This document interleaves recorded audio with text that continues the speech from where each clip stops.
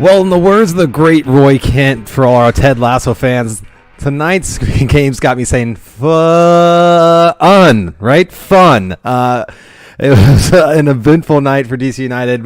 We were feeling good midweek, third place, acting like we won a cup or something, and then we come out against Orlando tonight. A great goal that we're going to break down, and we thought we were on top of the world. Turns out we were not, but we're still here. It's me and Sam tonight on Tried and True, the DC United Postgame podcast presented by Heineken. Thanks for joining us tonight, or later if you're listening to the podcast. Sam, how are we feeling? Oh my gosh, amazing after that introduction. Before the show, I was like, am I doing the introduction? Or am I hosting or are you? Because mine might be a little bit bleak. And Joshua said, don't worry, I got it if that's the case. And what a role reversal, because I don't even remember the game after that amazing introduction. So go off, Joshua. I'm just trying to come out the gates like DC United tonight.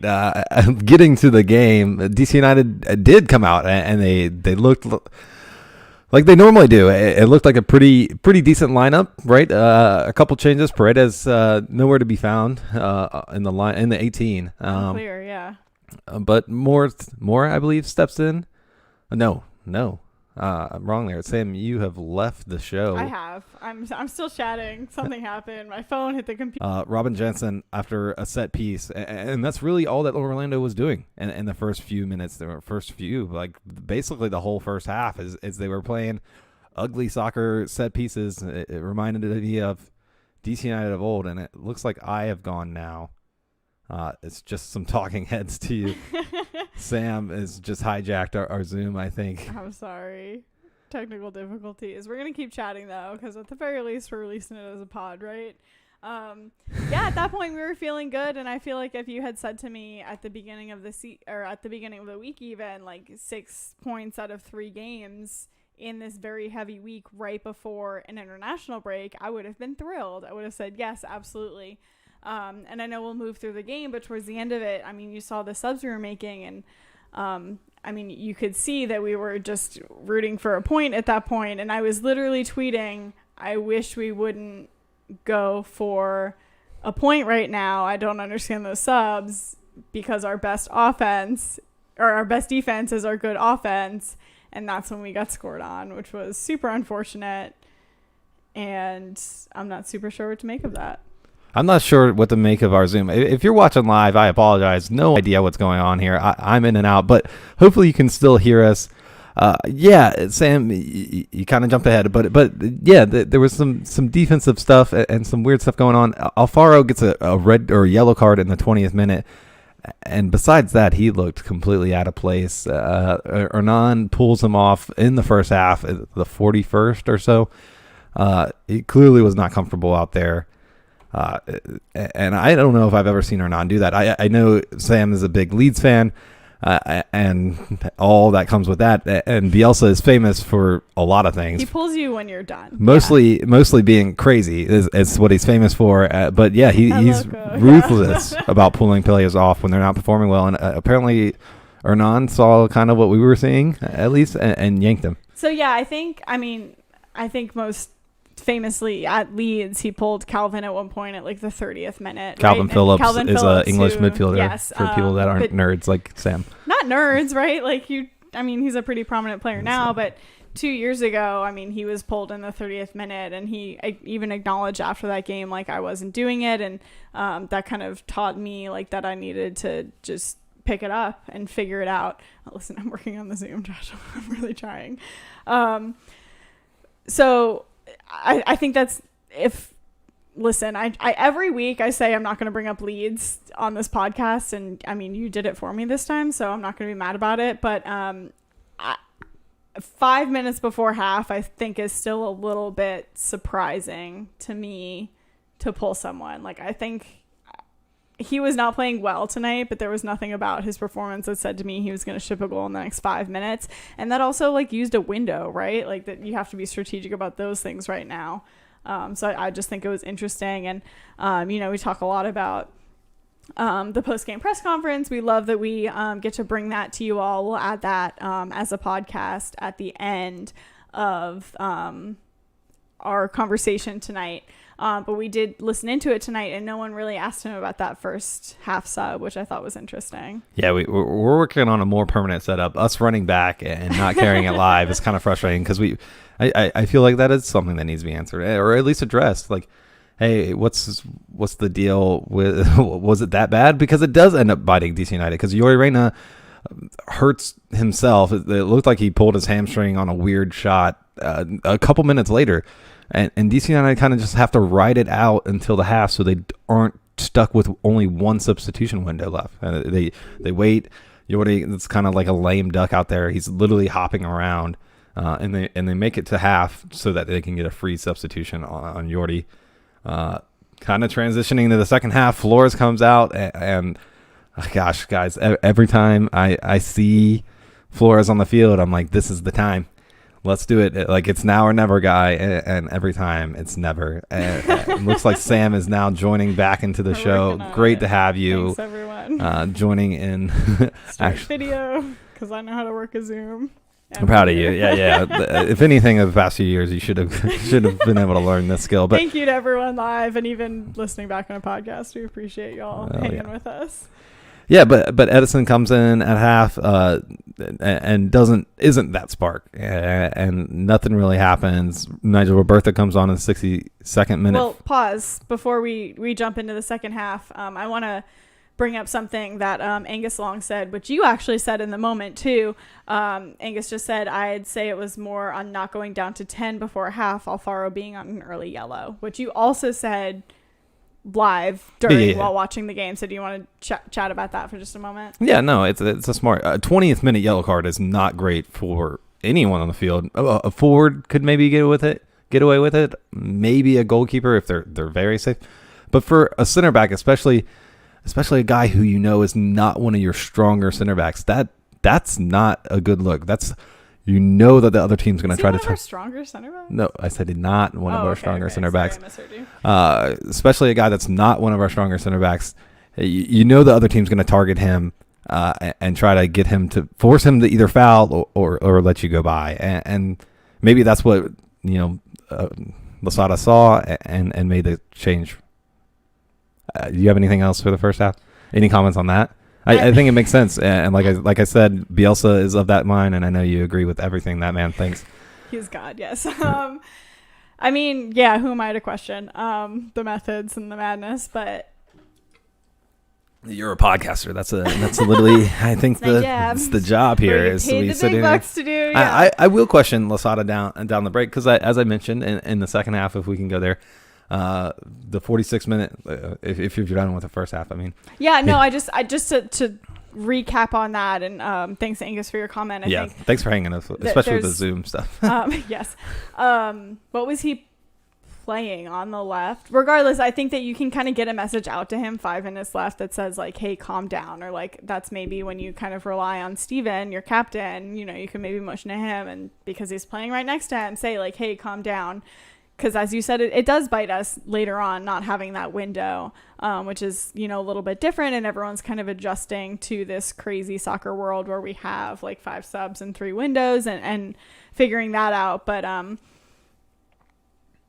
don't know, maybe if we did get the point or if we had ended up with the win or something like that, we'd be questioning it a little less. It's definitely not the thing I'm questioning most about this game, but it was something that stood out to me. And I was surprised that no one had questioned Losada about it. Yeah, I think we were all caught up in the events of the second half. It was a kind of stark from what we were used to earlier in this week. Yordi pulls up his hamstring, as I mentioned. Paul goes down in the 62nd. Roberta comes on for him. And if you look at what we had to do from there, it's pretty bleak. A lot of people will jump on Losada for this, for what happened after that, which was a lot of bunkering, a lot of going for the tie. Even Birnbaum in his postgame mentioned that the team realized that they probably weren't getting a win out of this one, which is heartbreaking to hear. But who is coming on after this? There was not too many other attacking options. We brought a DP off the bench, and that's about it. We don't have a lot of defensive options, though, and I'd love to get into this with you right now because we talked about it a little bit on the way home from watching the game, but I really think our best defense is our offense. Like, we, yes, used to have the best defense in the league, but right now it feels like we're just shipping goals. Like, we don't have that bunker mentality anymore, and I don't think it's fair of Losada to ask his players to shift into that within the last 10, 15 minutes of an away game when you're, you know, in the playoff push and you're playing a team who's kind of also in that push position. Well, kind of. They very much are, yeah. Yeah, absolutely. So I don't understand why we just stopped playing with a forward. What was it, the 80th minute left, like that we pulled Ola off? I know you have it right in front of you, so you can correct me. 82nd minute, we pull Ola off for Felipe, and Julian Gressel comes off for Chris Odietz. Yeah, so I don't Odietchim. understand that separately, but just, well, we'll stick to this conversation. I don't understand why we're pulling a forward off and, yeah, putting on a number 6, and I don't think bunkering is our best opportunity at that point. And kind of everyone we were watching the game with said at that moment, like, we're about to lose this game. This is not how you get a point away, because DC United isn't that bunker team anymore. And that's not what we practice for. It's not how we watch this team play. It's not how this team got to this position in the table. And I think it was an unfair position for Losada to put the players in, and I'd love to hear your opinion about it. And I'd love to hear anyone listening live to comment in. I think you can't have it both ways there. I agree that DC United, and I knew even before we left across the pond, which is where we watched, they're swamped tonight. So check them out any other night. God bless Jen and and all of them doing hard work over there to serve up some great stuff. But yeah, I thought about, I knew you were going to make this take.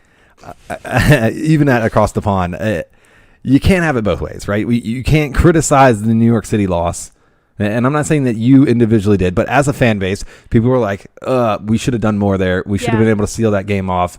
There were some chirps, maybe even jokingly from me, that Ben Olsen would have seen that out. And I'll stand by that. I think Ben Olsen would have seen that out. But we don't want to play like Ben Olsen anymore. And this kind of gets to what you're saying. Losada has lived and died, or won and lost, you know, to be less dramatic, by this ideal. And so it was interesting to see him switch to the complete abandon of the attack. So I think there's a difference between pushing for a goal when you don't need one and absorbing pressure in your final third. I think by keeping the forward on the field, you get to send balls up to him into the corners, and he can just waste minutes up there, right? Even if he doesn't have the ball, he can waste minutes pressuring the goalie. He can pressure the defenders, and then the rest of the team can push up a little bit, and then you have not as much pressure in your final third.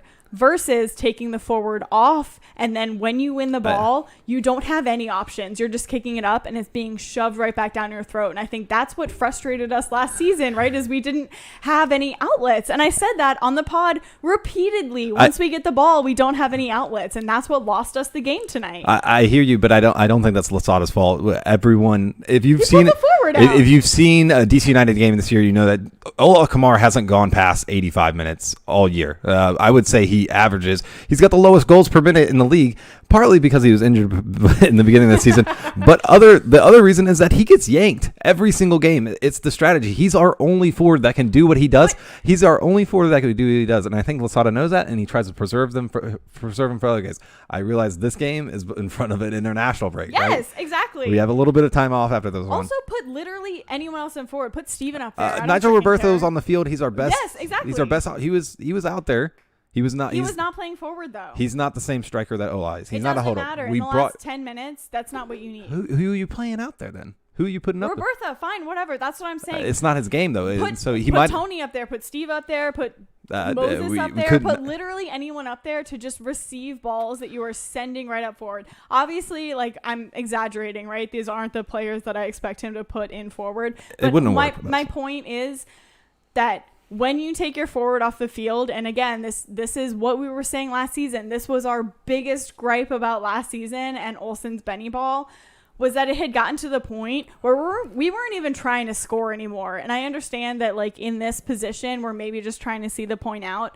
But this isn't a team throughout the entire season who has figured out how to just see a point out and not get scored on when bunkering like that. And I think it's unfair in the moment away from home to just pull your complete game plan and say, just try not to get scored on, especially when Daryl DK, who, has not been lighting it up for MLS as much, but is still like a very prominent forward. You're bringing Chris Cash on, who's like amazing, right? Like Orlando's not a bad team. They're now right above us in the playoff position. Like, I think that was an unfair thing to ask of DC United, and I think it was setting them up to failure. I think he ran out of options. I think the roster set him up for failure. Abia was brought in to be the hold-up forward when Kamara was subbed out. Basically, Abia was literally brought in for these last 15 minutes of the game. We've seen him used by that to great success. He's even scored in those last 15 minutes.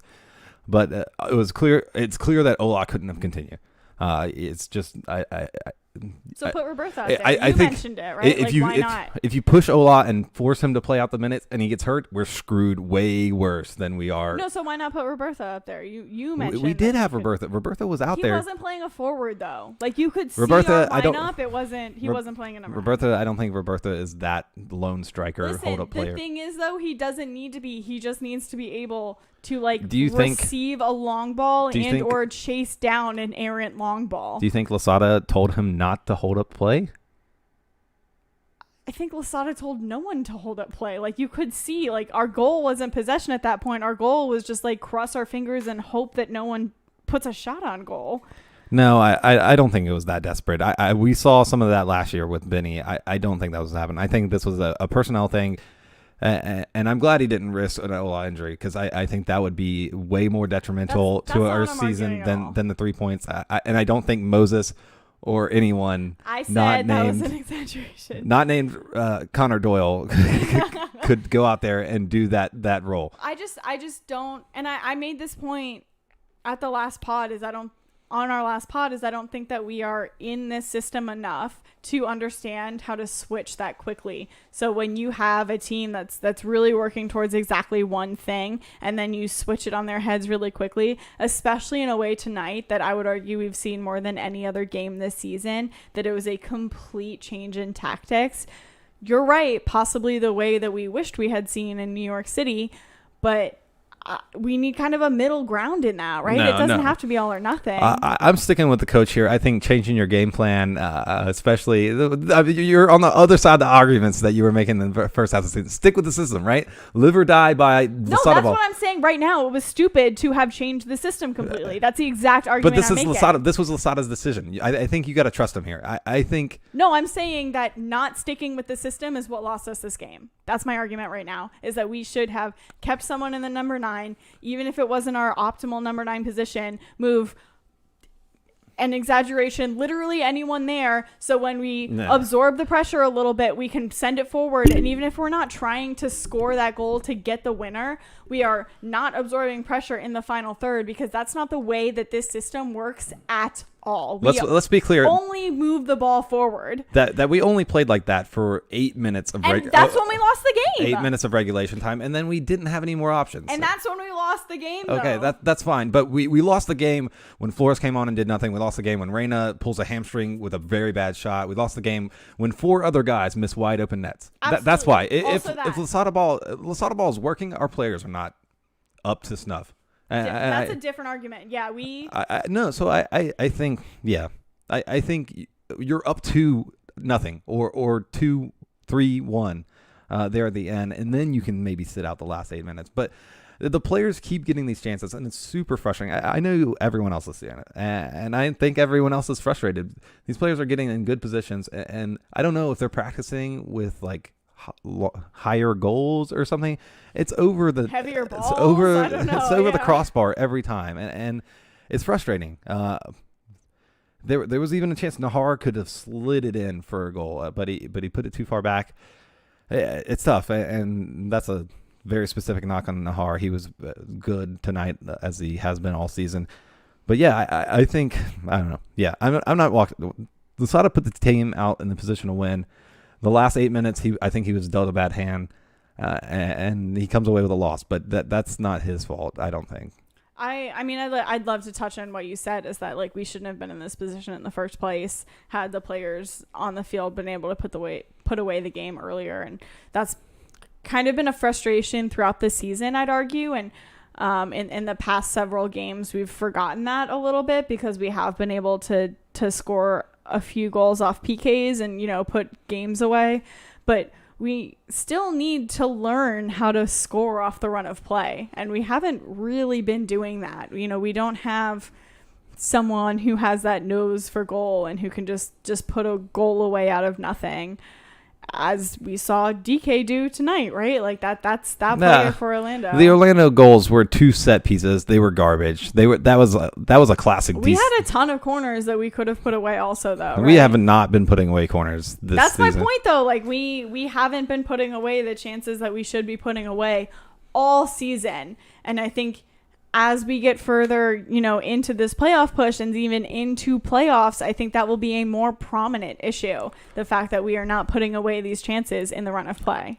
I'm just said it. I'm not too worried about DC United scoring goals. I'm worried about our key players missing chances, which is kind of the same. But DC United find a way to score goals. I think in closer games, the bigger players have not shown up. I think we can't always rely on those PK calls, though. We got to figure out how to do it otherwise. That's fine. Yeah, I think DC United are second in the league in goals scored, considerably far behind New England, but 49 goals is second highest in the entire league. We put balls in the back of the net, and yeah, there's some games where we bumped up those numbers a little bit, Toronto and the recent one against Chicago and all that, and Cincy, but yeah, it's tough. You're right. It's the goals that matter. They're not going in for us, and I think that's not going to fix itself this year. That's a quality thing. That's Lucy Russian going to the workshop, and I have complete faith that she and her team are out there just crushing it right now, and bringing TT Rodriguez back to DC. He would have been amazing in this system. Oh man, I saw a picture up in the wharf. This has nothing to do with the game, but a picture up at the wharf. Of the guys cheering on the supporter section after a game. It's like on the side of a building, but TT was in it and it made me a little bit sad. No. Because man was special. But yeah, I think players like him, like he scored 7 goals under Ben Olsen. Still involved. His family's still. I saw his mom, and let's not start the rumor mill. But anyways, I think some serious quality added to this team, and yeah, we don't have to worry about defending that nonsense or whatever. So let's hit on a few things. Listen, about this game, or are we moving on? Yeah, kind of a little bit of both. What do you got to say? I think need to sum this game. Summarize. Yeah, I was trying to say summation, but that didn't work in my sentence. I think before going into this string of games, we played 3 games in a week. We played Cincinnati, we played Minnesota, and we played Orlando. And those are, I think, all beatable teams in and of themselves. But when you're playing 3 of them in a week, with kind of the injuries we have and kind of the back and forth and revolving door of our players, I think any team kind of would take 6 points out of 9. Right? I mean, yeah. Before DK scored that goal, I was saying we lost 2 points more than we earned 1. What the heck? And then we ended up earning no points, which was super frustrating. So I think we lost the points tonight more than Orlando earned them. I think that they were ours for the taking based on kind of what we've talked about today. I think we did have our opportunities to really close this game out. We really just didn't take them, which is very frustrating. It's not the end of the world. As Chris Webb is mentioning in our chat right now, we need to remember this was the 3rd game in 8 days. Players are tired. The team needs to, figure out how to turn these losses into draws, which is, I mean, can you argue with that? It's frustrating. The chances missed. Hernan talked about it a little bit in this presser. Yeah, so it's kind of what we're talking about. We're frustrated. We'd rather see the point. We'd rather see all 3 points. But it's definitely not the end of the world. Yeah, no. It's 6 points from 3 games, especially all in 1 week. That's 2 points per game. There's only one team in the whole league right now, and that's above 2 points per game, and they're about to set them soon. We do play them soon. But they're about to set a points record, and so that's a good week. And yeah, there's a lot of congestion. This time, DC United are going to Going go forward, a little too. bit of a break, Yeah. and then it's back to congested. And if we can get 2 points per game from those, then we'll be sitting pretty. I tell you, because it's competitive out there, but 2 points per game would get us back definitely in the playoffs and maybe even hosting one. So kind of shifting, but not really. The injuries, Sam, that they're tough tonight. Reyna seemed to have earned a little bit more trust than Flores had, and given his little hot streak that happened where he was scoring goals almost every single game, it seemed. Do you think so? Because there were moments during the game when you and I looked at each other and we said, I don't know if the players trust Reyna. I'm not behind Reyna. Give me I'll give you. That was trust a surprising me. comment. He's missed some sitters, and I think as I don't much think he as creates much too. as people have talked about Kamara being he's benefiting from the system. I think Reyna also, but without the little bit that Ola has put in. Not a huge Reyna fan. He was on fire for a little bit, and I ate my words a little bit, but then he came back and proved me right, which is I didn't love to see. I don't love to see, but it's tough. It looked pretty bad. He was able to continue to halftime, but subbed out at half. It was we can't afford that. I don't think, though. It was nice having the option between Flores and Reyna. It'll be interesting. Without that, Flores will be thrust into the lineup, I'm sure, and then people will have a discussion about that. Also, Paul, you don't love to see it. Some very cynical people made jokes about him getting injured before the national camp instead of during it for once, and it looked like they might have got their wish from. But he came jogging off, running off, so maybe that was like half fatigue, half my hamstring twinged a little bit. But I really want the injuries to be done for Paul. Yeah. Luckily, a little bit of a break here, but this is the time of year Not for where. Paul. Yeah, not for Paul. Well, not for a few of our players, actually. Actually, yeah, with Pulisic and Reyna out for this, Gio Reyna, not Yordi, for this U.S. camp, but we could see Paul's number up on lights or in the starting 11. So I was also thinking Andy and I think Marina or I don't remember. I don't have the list in front of me, but we have maybe Mora. We have quite a few players who have been called up. Which is exciting for them, but less exciting for us as we talk about this very congested playoff push. Yeah, but there's also it's also an awesome opportunity for these players to get some reps out there. I've had to sit and wrestle with this one myself.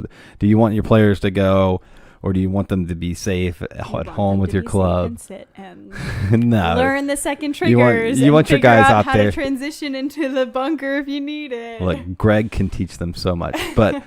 Okay. That's a different conversation. Didn't even mean that, but it's always good for players to go out there and play at a higher level. I'd say for most of them it's a higher level, maybe not all of them, but go out there and play with some players on the international level, get some confidence and all that. But yeah, it's tough. None of them look too serious, so I'm feeling okay about that. I'm questioning the Ola thing. I mean, we kind of hit on this before. He came off in the 82nd minute, so a little bit more than my question here in the show notes. Can Ola play more than 75? It seems he can, but only 7. Just a few.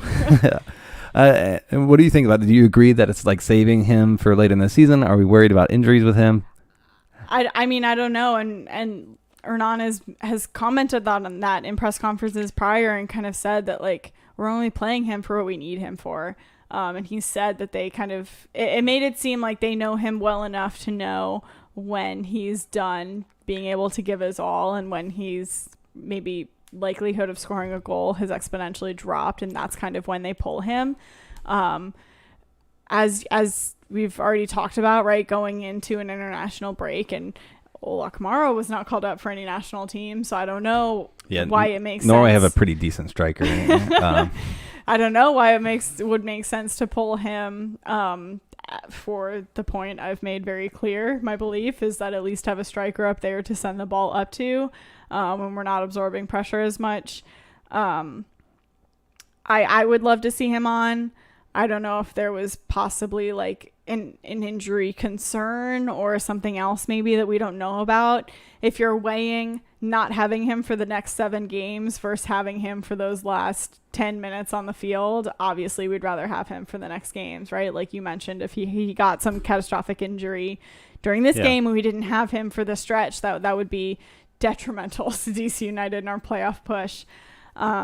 But barring something that the training staff knows that we don't, I don't see why he came off when he did. Yeah, I don't either. And I think it goes back to what you said. Like, Ola is maybe the coaching staff does know when he's at a decreased chance. Like, he's probably spent for the game.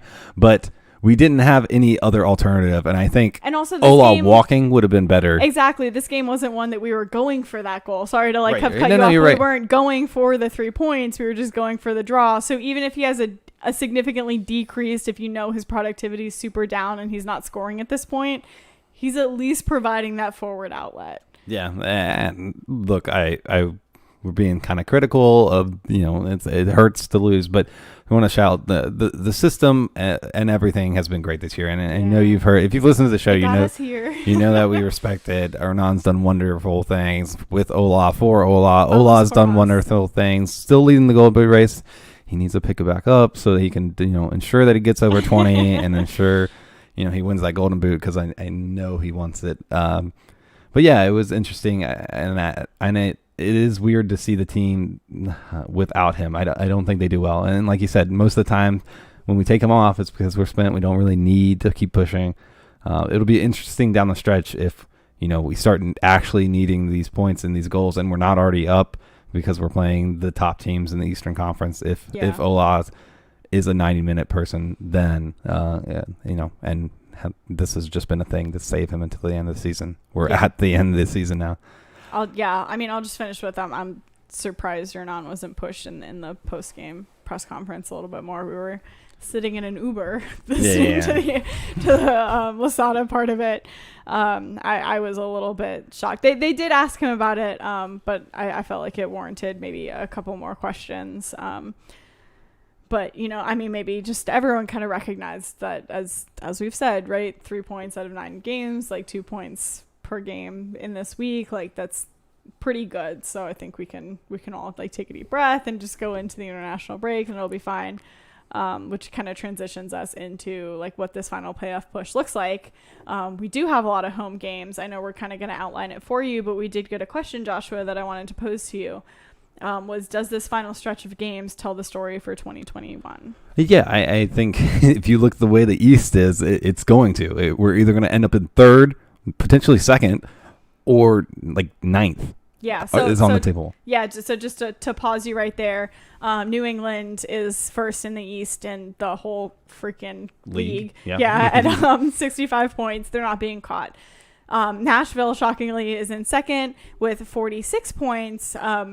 Possibly attainable. I'd say probably not like the realistic goal that you're pushing needed to for. Win tonight to really push them. Yeah, exactly. But between third and seventh, which are your the remaining of your playoff positions in the East, is a 3-point gap, which is crazy, right? Like that is so tight. And even right before that, right? Like, so you have Orlando City is now in third with 42 points, DC United in fourth with 40 points, just above Montreal, who also has 40 points, and then all with 39 points is New York City, Philadelphia, and Atlanta is sitting in 8th outside the playoffs, but they are tied in points, right? It's just on goal differential.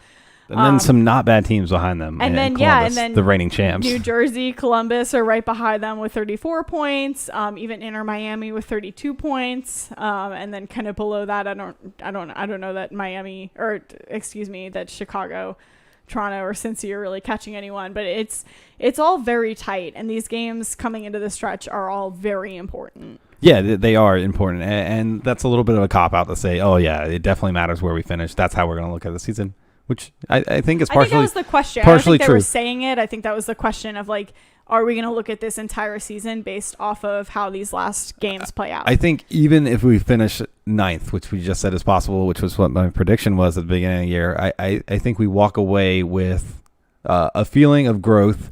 It was less miserable than last year when we finished 11th, just 2 places lower than the 9th that we could potentially finish in this year. But we've been exciting and fun, and even when we lose, it's fun, and the team looks good, and the players are progressing and developing.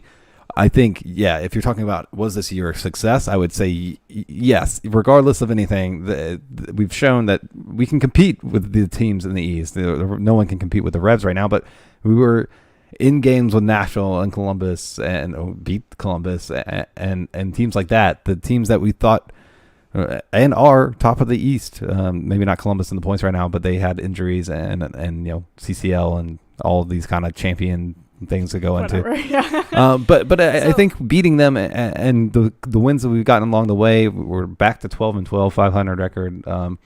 But I think, you can be happy with that regardless of where we finish. I think where we finish will have a big impact on the fan base's view of this year, though. So I'd like to point out that we do have more wins than both Nashville and Orlando, who are 2 and 3 in front of us. Just, for our pride. Yeah, because we don't close out draws. Shut up. I really appreciate that logical side, Joshua, but you cannot tell me your heart won't be broken if we don't make playoffs this season. I mean, my heart will love it if we get to host a home playoff game.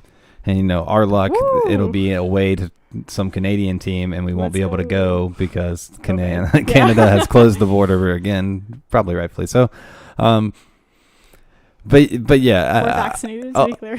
I'll be a little hurt, but it won't be unexpected. This roster is maybe not there yet. Remember, this is still the same team that finished 11th last year. It's the same roster, bar Andy Nahar and some depth pieces and Drew Skundrick and Alfaro, who, anyways, I think you can be happy with it regardless. And it'll hurt not to make the playoffs.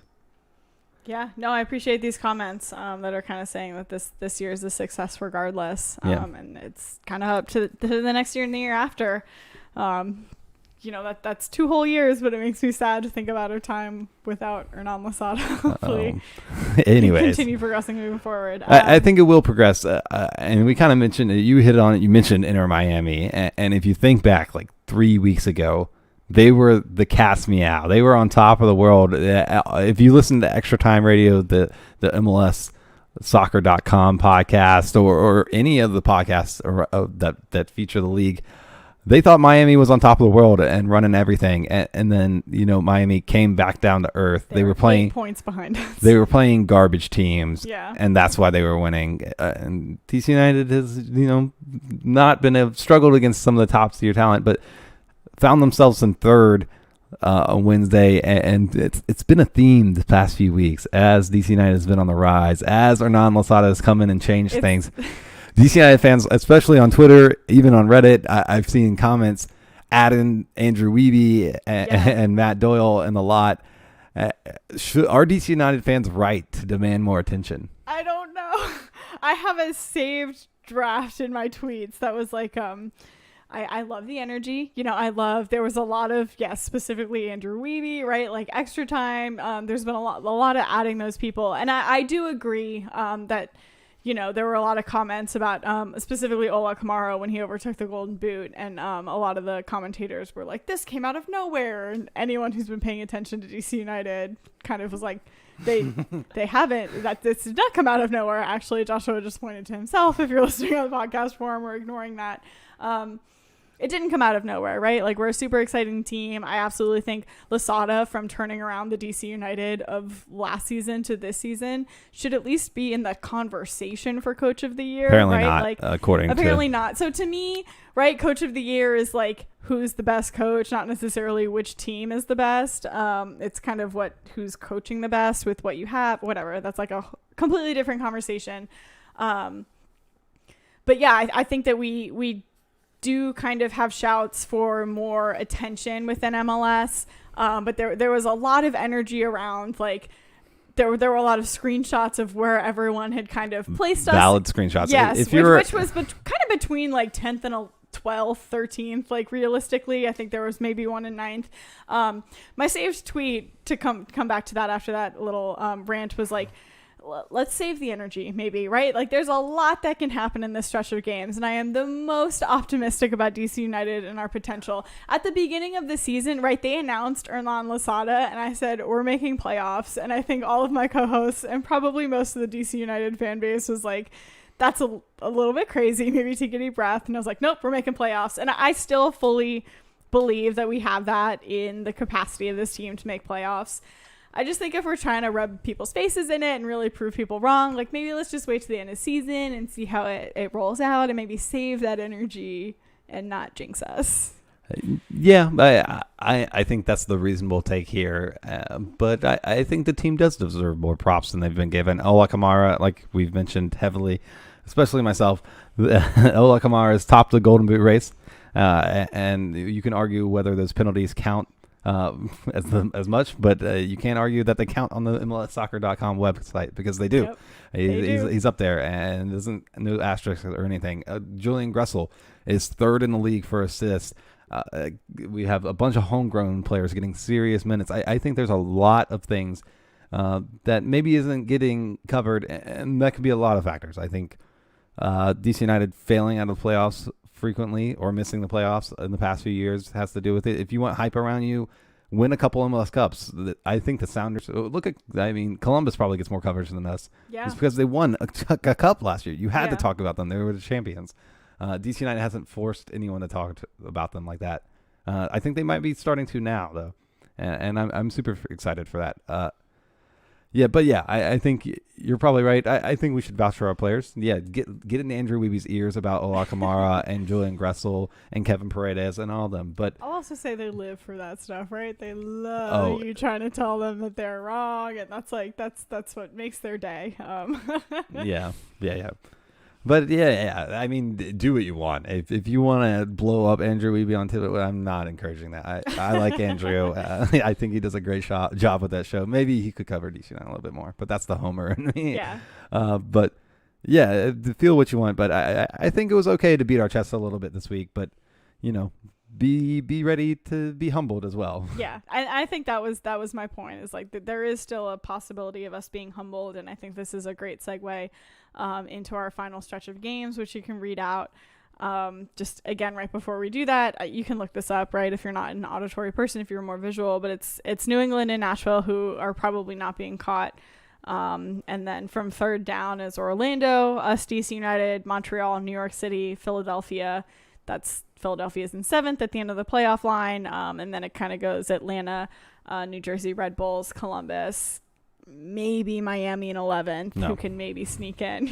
I don't think they're mathematically out yet. But then I'll turn it to Joshua to kind of talk about our last stretch of 6 games at this point. Yeah, as we mentioned, there's a international break, some World Cup qualifying for the U.S. team, and I don't have a full list of all of our guys that are going away for that, but they'll come back. They won't miss any time. I'm pretty sure correct. They'll be back October 16th against Nashville at home, and then we also host the Revs on the 20th.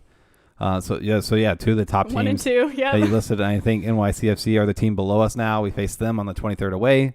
All these dates are pretty close together. If you haven't heard, then we face to end the season 27th home against New Jersey, 30th against Columbus, and then the 7th away to the crying Michael Bradleys, who will be eliminated from everything except for the wooden spoon at that point. But Cincinnati might have their hand on that already.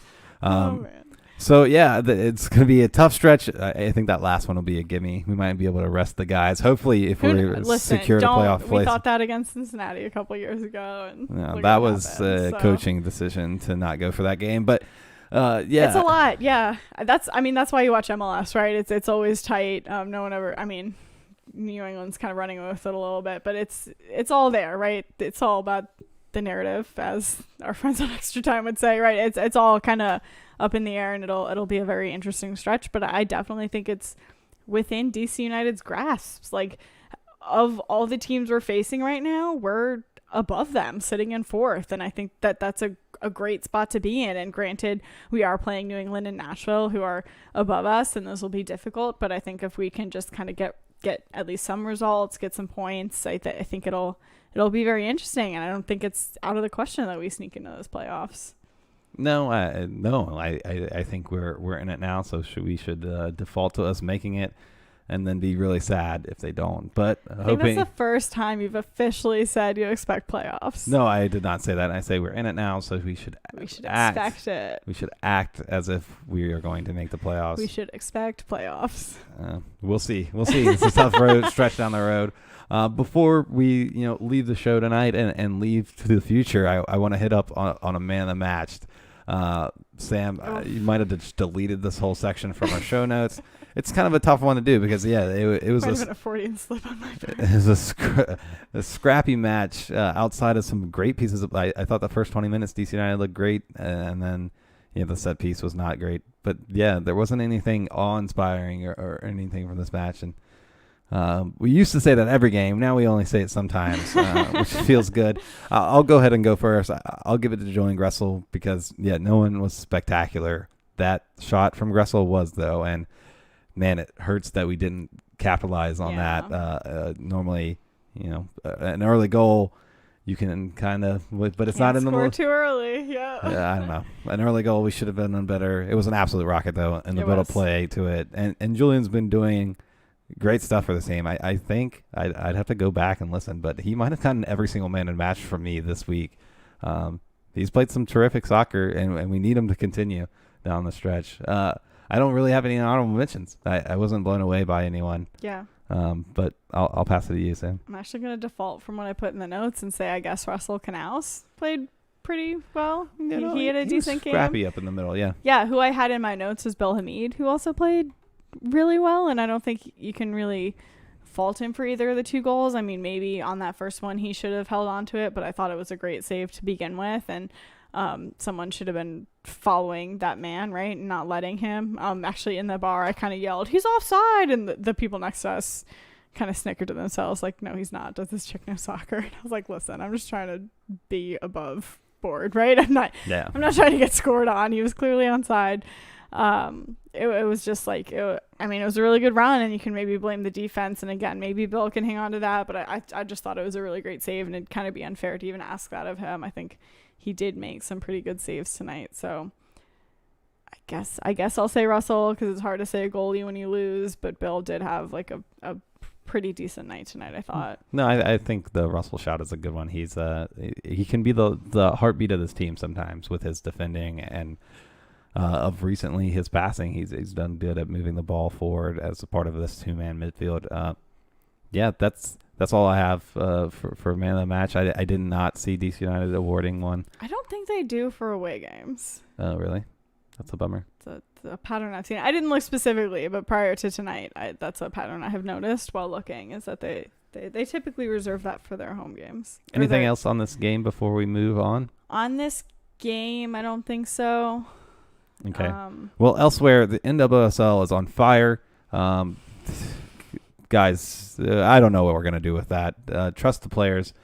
Support the players however you can, whether this is a Twitter like or I don't know. There are places to donate.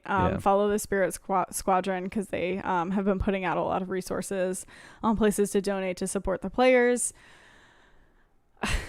I mean, it's rough. Like, these are really serious things. And I just want to address, I think that there are a lot of, not a lot actually, but perhaps that's just kind of the sphere I live in Twitter. But I have seen some shouts about whether or not the league will fold and whether or not it should, given these allegations. And I would just, personally, I don't think that's a fair thing to say, right? Like, if you're looking at people who are being victimized, and I think that there is a lot of acknowledgement that this is a pretty league-wide thing that's happening, right? Like, you have your key people who are your abusers right now, I would say, that are being brought to light. But I think throughout the league, the players are talking to each other, and it's kind of noticed that even if it's not to the extreme of, sexual coercion and things of that nature, that there is still a lot of probably like emotional and verbal abuse that's happening on probably a lot of the teams in the league. And I think that that's an issue of the league, but to say that then these women and, the staff members who are amazing people who are working to keep the league going. To say that these women don't deserve to play soccer in this country because of what these other offenders are doing, I think is a take that I would want people to pause and maybe think about the message that you're sending with that one. Yeah, I don't think anyone is hoping for that. I think obviously we all want these athletes to be able to put their abilities on display, and if I didn't, I would be sad to see that they go. I just think, man, that organization is in a lot of trouble. It's a lot, yeah. And it's verging on the point where they need to be replaced by something. USL is coming out with a women's league, but I don't want to see people lose their jobs either, especially because people did terrible things. Yeah, I mean, we joked about the women's league last pod, right? And that was before Megan Linehan's amazing reporting came out, and a lot has happened since then. I would say two top women in the league have been fired, but there are a lot of male owners, right, who fired them, who are kind of the ones to blame, right, and kind of the ones to have been letting these things go on, and who have definitely known about this. There have been a couple coaches fired, but again, not even, I think, close probably to the majority of people who have been offenders of the things that we're seeing. So I would just encourage everyone. I mean, it's so hard, right? It's so heartbreaking to read. It's so draining. But I'd say even more so to live through, right? So while keeping in mind that your mental health is important, and you should definitely just be taking on what you can. I would encourage everyone to kind of stay informed about this and to just kind of keep speaking out and keep holding these people accountable, because again, women in this league deserve to play soccer and they deserve to be paid for that. And we as a country just deserve a women's soccer league, because it can be super fun to watch and it can be just an amazing outlet, and I super enjoy it. But knowing that these things are happening in the background is just heartbreaking. So I think that we can all just continue to hold people accountable, and to not let this pass under the radar, and to figure out a positive way to move forward. Yeah, I completely agree. And Steve Baldwin should still sell the team. And yep. Yeah. Shouts to Doug for starting that one. That's not something that has been forgotten. Yeah, we can't let it. I think that was well put, Sam. We're gonna move on, but still thinking about NWSL, throughout this week, and as the players keep fighting for what they deserve. But elsewhere, Loudoun United are terrible. They moved to 3-3 and 18 on the season. They were up against the Red Bulls, too, I saw, and they somehow let them come back. Ended that game 3-3. They actually play tomorrow, I believe. So stay tuned to that if you want to see a soccer game. They play the Charlotte Independents tomorrow at 7. Look, I trash them. I've regularly trashed them. And if you listen to the show for a decent amount of time, you'll know that I don't like their existence. But I've heard some good things. I've heard whispers of Kudu Petro doing really well out there, and some players getting some decent minutes and showing some sparks. So if you're a diehard DC United fan and 1 or 3 games a week, it does not get your fix, you can look there for some more DC United adjacent content. Listen, Kevin came from there. Donovan played for Loudoun, right? It's definitely a team to pay attention to. Yeah, both of those players were signed by DC United and then sent there. But yeah, the Loudoun United, it's a place where some DC United players. Right, Jacob Green's down there right now. I want to say there's a forward, whose name I am Boulevard. Forgetting. Johnny, Boulevard, thank you. Giovanni, yeah. Is down there. Yeah, but yeah, they're not getting it done. But they might tomorrow at 7. We'll see. Yep. Sam, do you have anything else for this episode before we call it a night? Just to tie a bow on the NWSL thing, because we started off with what's happening around the district, is that this weekend those games were suspended. Yeah. Off all of the allegations that have happened. The reporting right now is that I think that it's unclear when those games will be made up. The upcoming games are not affected as of right now. But again, keep an eye on it. But just to wrap a bow on it, that the Spirit was supposed to play yesterday. Obviously, there were a bunch of NWSL games that were supposed to happen this weekend, but those were all postponed. Yeah, I would not make plans for any NWSL games if you're listening to this.